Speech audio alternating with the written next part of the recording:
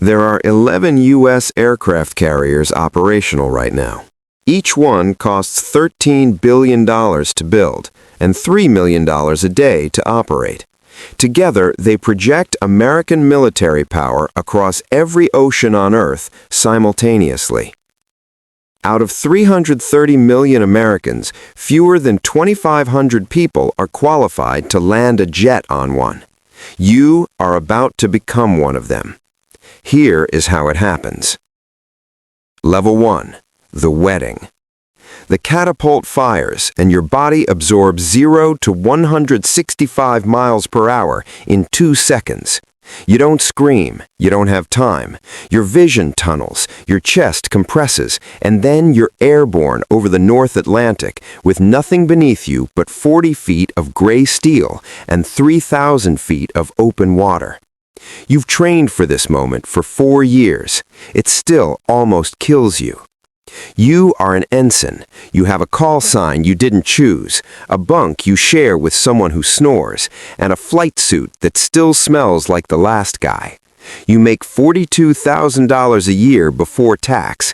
You eat in the junior officer mess. You don't complain about the food. Not yet. The carrier is a floating city, 5,000 people, 80 aircraft, nuclear-powered, moving 24 hours a day. It has its own hospital, its own TV channel, its own unwritten laws. You learn those laws faster than you learned instrument procedures. You keep your mouth shut. You learn by watching. You make one mistake in the debrief, and your instructor dismantles every decision you made from wheels up to trap, publicly, calmly. You sit there and you take it. You tell yourself, this is what it takes. You're right. Level 2. The pattern. You've got 50 carrier landings. The fear doesn't disappear, it just moves somewhere you can't feel it during the approach. You fly the FA-18 now with something approaching competence.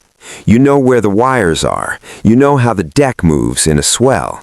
You know that the landing signal officers watching from the platform can end your career with 3 words in a radio call.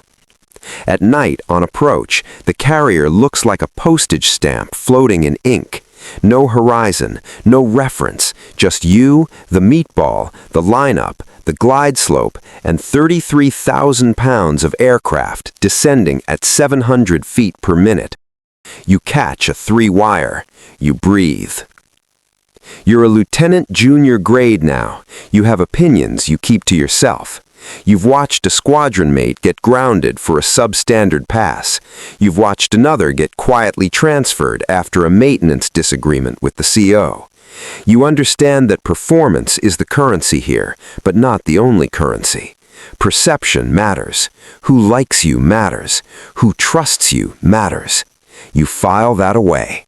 Level 3. The strike. Your first combat deployment happens somewhere you can't name in a conversation at a bar. The mission briefing is 45 minutes long. The target is a coordinates on a grid. You don't think about what's at the coordinates. You think about fuel states, threat envelopes, timing windows, and your egress route. You pickle the ordnance. You watch the impact on the FLIR screen. You turn north and climb.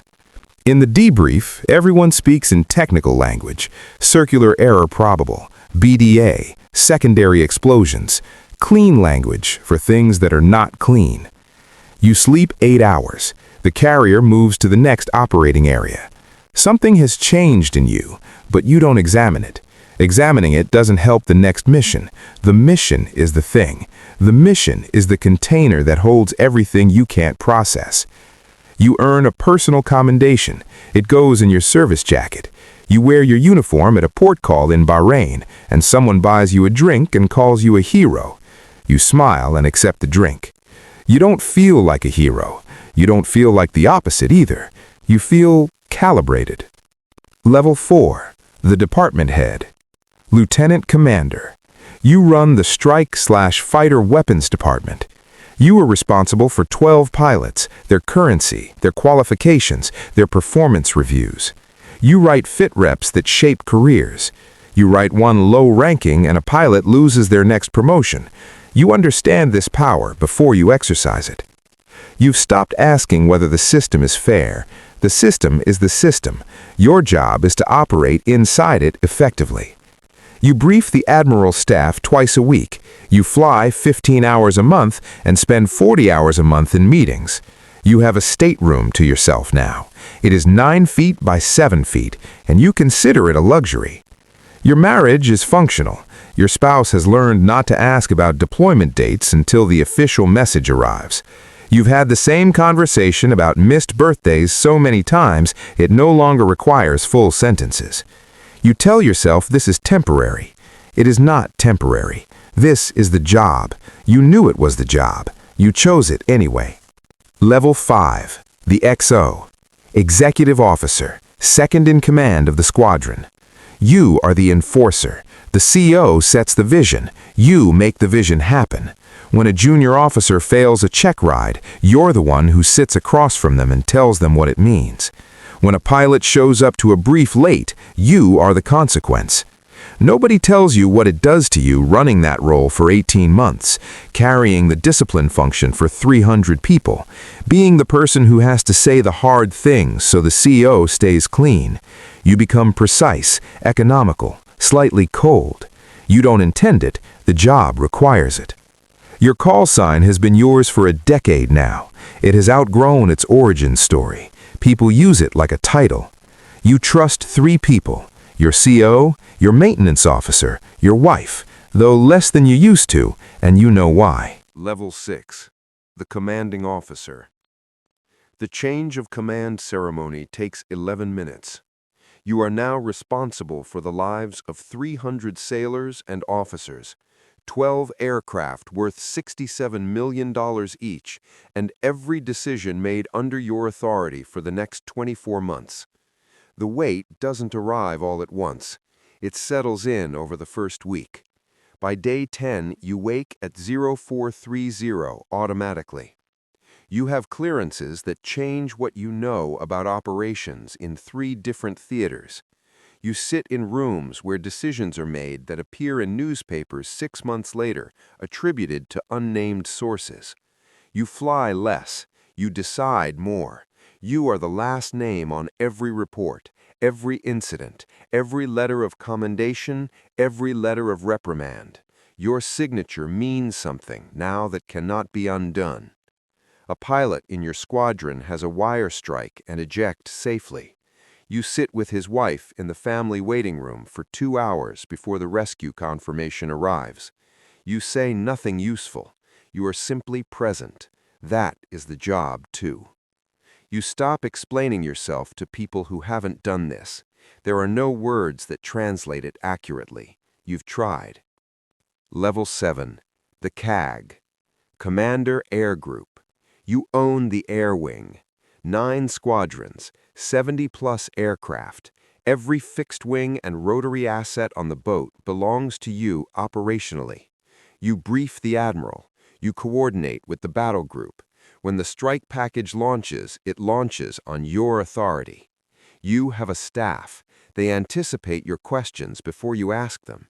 You've noticed that people laugh faster at things you say now. You've noticed that honest pushback has become rare. You have to actively build space for it, or it disappears entirely. You are one of fewer than 20 people in the Navy doing this job right now. You don't sleep more than 5 hours. You don't remember the last time you watched something on TV without checking your phone every 8 minutes. You are always partially somewhere else. The price of this level is presence. You are everywhere in authority and nowhere in body. Your daughter is 14. You have been home for a combined total of 11 months over the last 6 years. She is not angry anymore. That is worse than the anger. Level 8, the flag. 1 star. Rear Admiral, lower half. The ceremony is formal. There are photographers. People you haven't seen in 20 years fly in. You shake hands for 3 hours. That night, in a hotel room in Norfolk, you sit on the edge of the bed in your dress whites, and you are completely still. You've been building toward this for 28 years. The rank is real. The weight is real. And something else is real now, too. The absolute silence of having arrived somewhere where no external authority defines you anymore. You define the authority. You are the authority. You think about the first catapult shot.